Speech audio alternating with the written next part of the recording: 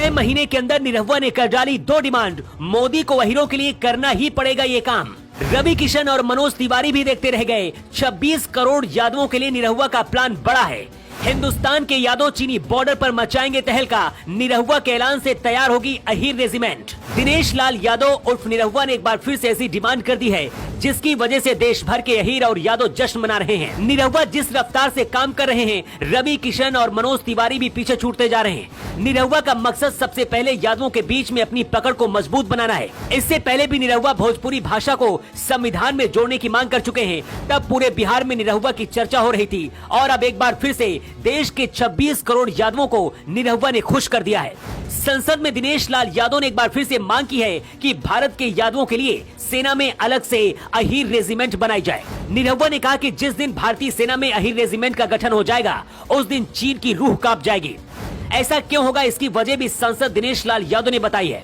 निरहुआ ने कहा है कि 1962 में जब भारत और चीन के बीच युद्ध हुआ था, उस दौरान रेजांगला चौकी पर 124 अहीर जवान तैनात थे।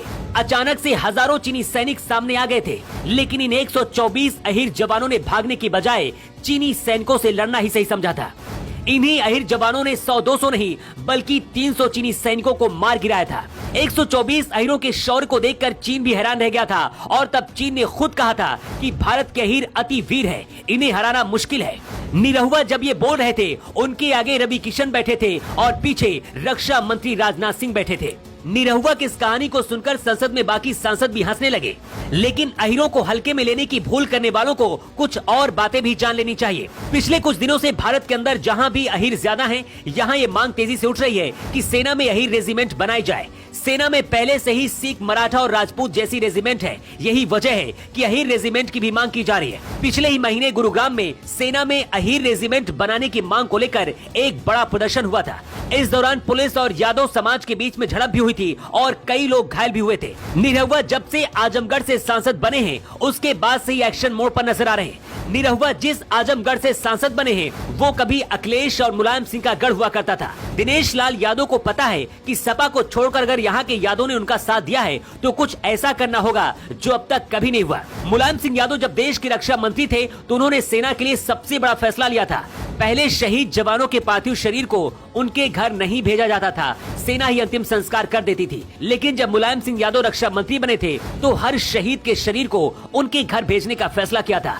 तब से अब तक शहीद को अंतिम विदाई उनके घर से ही दी जाती है। ऐसा सिर्फ मुलायम सिंह यादव की वजह से हुआ है। अहीर रेजिमेंट बनाने की मांग बहुत पहले से ही हो रही है। ऐसे में अगर ये रेजिमेंट बनाई जाती है तो निरहुआ को इसका क्रेडिट जाएगा और इसके बाद निरहुआ का कद राजनीति में और तेजी से बढ़ जाएगा।